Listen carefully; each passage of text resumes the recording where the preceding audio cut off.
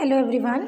Class 6 chapter 8 rural livelihood occupations and profession in rural areas के कुछ topics हम कर चुके हैं, जिसमें हमने occupational and professional in rural areas पढ़ा, टाइप्स ऑफ फार्मर्स पढ़े, इसके अलावा हमने कम्युनिटी डेवलपमेंट प्रोग्राम्स प्रोजेक्ट्स पढ़े और आज हम इस क्लास की शुरुआत कर रहे हैं एनिमल हस्बेंड्री से। In the villages we can find the dairy farm where animals such as cows, buffaloes and goats are reared for milk. गांव में हम डेयरी फार्म्स देखते हैं जहां पर एनिमल्स जैसे कि गाय, भैंस या बकरियों को उनके दूध के लिए पाला जाता है। The milk is sold in villages as well as in cities. जो इनका दूध होता है उनको शहरों में और गाँवों में जो है बेचा जाता है।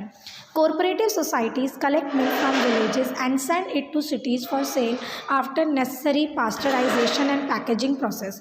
इसके अलावा कई कोऑपरेटिव सोसाइटीज़ होती हैं जो कि गांव से दूध को इकट्ठा करती हैं, फिर उनको शहरों में बेच देती हैं, लेकिन बेचने से पहले पैकेजिंग प्रोसेस, पास्चराइजेशन, ये सब करने के बाद उनको पैक करके दूध को बेचती हैं। जैसे कि हम लोग जो थैली का दूध लेकर आते हैं मार्केट से, पैकेट का दूध होता है, वो कुछ इसी तरह का दूध होता है।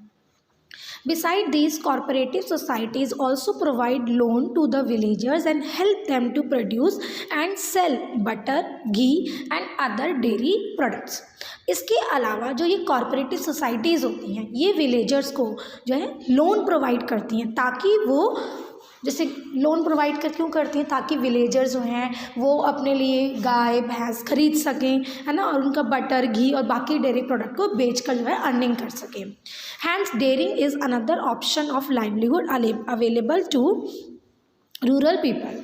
जैसे कि हमने प्रीवियस क्लास में पढ़ा था कि farming is main occupation in villages, तो डेयरिंग या फिर हम एनिमल हस्बेंड्री भी एक तरह का ऑक्यूपेशन है जो कि उन्हें अच्छी खासी इनकम दे सकता है, specially for women and landless farmers. खास तौर पे जो डेयरी फार्मिंग है वो वुमेन के लिए और जो लैंडलेस फार्मर्स है जिनके पास खुद की ज़मीनें नहीं हैं उनके लिए कारगर सिद्ध होता है। For example, the villagers in Gujarat have formed large dairy cooperatives. अगर हम इसका एग्जाम्पल देखें तो गुजरात के गांव वालों ने बहुत बड़े डेयरी कोऑपरेटिव्स इस्टेब्लिश किए हैं। Some farmers are engaged in poultry farming business. कुछ फार्मर्स पोल्ट्री फार्मिंग के बिजनेस से जुड़े होते हैं। पोल्ट्री फार्मिंग का मतलब होता है जहाँ पर मुर्गियों का पालन किया जाता है, इसे मुर्गी पालन भी कहते हैं। They rear hens in farmhouse in order to supplement their income.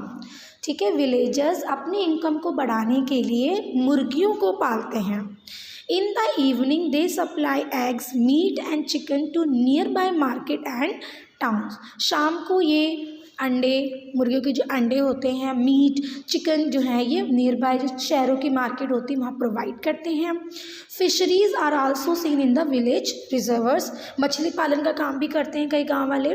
While the man catch fish, the women take them in baskets to nearby villages for sale. आदमी जो है वो नदियों में जाकर मछलियाँ पकड़ते हैं और औरतें जो हैं आसपास के गाँव में अपनी टोकरियों में भरकर मछलियाँ ले जाती हैं और उन्हें वहाँ पर जाकर बेचती हैं। Some enterprising men even take the catch to town and sell it directly to the customer or even hotels and thus obtain a better price. इसके अलावा जो लोग मुर्गी पालते हैं या मछली का काम करते हैं, मछली पकड़ने का काम करते हैं, वो डायरेक्टली जो है कस्टमर्स को या होटल्स में भी डायरेक्टली अपने प्रोडक्ट को सेल करते हैं। इससे उनकी जो इनकम होती है उनको और भी अच्छा प्राइस इसके लिए मिल जाता है। तो एनिमल हस्बेंड्री भी एक बहुत अच्छा ऑक्यूपेशन है जो रूरल ऑक्यूपेशन का एक हिस्सा है और अच्छी आजीविका अगर इसमें प्रॉपर तरीके से उनको किया जाए, प्रॉपर उनको मोटिवेशन दिया जाए या प्रॉपर उनके पास फैसिलिटीज़ हो, रिसोर्सेज हो, तो ये उनको अच्छी इनकम प्रोवाइड कर सकता है। Next is crafts and trade. Some people in the village are also engage in craft. कुछ लोग जो गांव में रहते हैं वो क्राफ्ट से जुड़े होते हैं। They are engage in making basket, जैसे कि बास्केट बनाना, कारपेट, पॉट्स, बर्तन बनाना, ईंटें बनाना, ब्रिक्स बनाना, इस तरह के काम से जुड़े होते हैं। Beside this, some villagers work as barbers, cobblers, tailors, goldsmith, blacksmith, carpenters, sellers of bitter leaves and or pan. इसके अलावा कुछ लोग गांव में नाई होते हैं, बार्बर्स, कॉबलर मतलब मोची होते हैं, टेलर्स कपड़े सिलते हैं, गोल्डस्मिथ सुनार का काम करते हैं, ब्लैकस्मिथ लोहार का काम करते हैं, कारपेंटर लकड़ी के सामान बनाते हैं, सेलर्स बीटल लीव्स और पान के पत्ते बेचने वाले भी लोग होते हैं।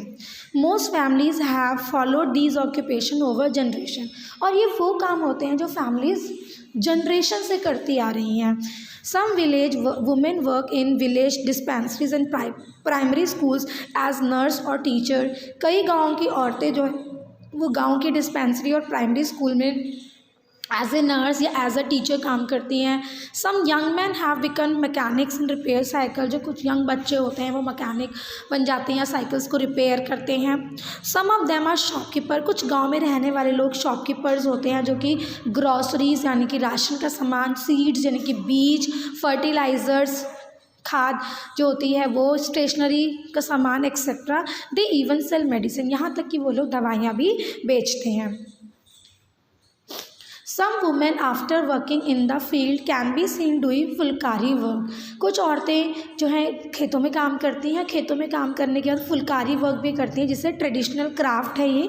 They make suit, sari, bedsheet in vibrant colour and hues, वो वाइब्रेंट मतलब बहुत अच्छे खुश कलरों में सूट, साड़ी या बेडशीट बनाती हैं।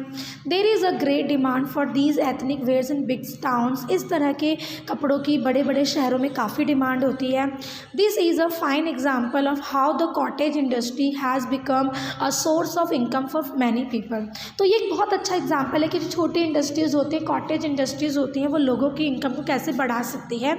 Cottage industries are run from one's home or a small space in which often traditional craftsmen produce goods of day-to-day use by using simple tool with the help of family members। Cottage industries के लिए हमें बहुत बड़ी घर की, बहुत बड़े कमरे की भी ज़रूरत नहीं होती। अपने खुद के घर में या छोटे से स्पेस में एक ट्रेडिशनल क्राफ्टमैन जो है वो डे टू डे यूज़ की चीज़ों को बनाते हैं सिंपल टूल्स का यूज़ करते हुए, और इसके लिए उनको किस तरह के लेबर की ज़रूरत भी नहीं होती क्योंकि वो अपने घर के लोगों को एज अ लेबर रखते हैं।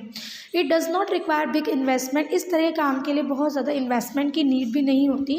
एग्जाम्पल ऐसे फर्नीचर का काम जो करते हैं, हैंडी क्राफ्ट है, लीफ प्लेट जो कि पत्तों से प्लेट्स बनाते हैं, बीड़ी बनाते हैं या रोप बनाते हैं, रस्सियाँ बनाते हैं, इन सब का ये कॉटेज इंडस्ट्री में आते हैं। और अगर इनको भी प्रॉपर रिसोर्सेज मिल जाएँ तो ये भी इन लोगों को अच्छी खासी सप्लीमेंट इनकम प्रोवाइड कर सकता है।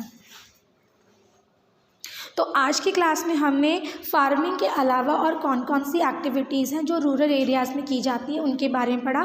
पहली एक्टिविटी थी एनिमल हस्बेंड्री और दूसरा जो टॉपिक था हमारा वो था क्राफ्ट एंड ट्रेड।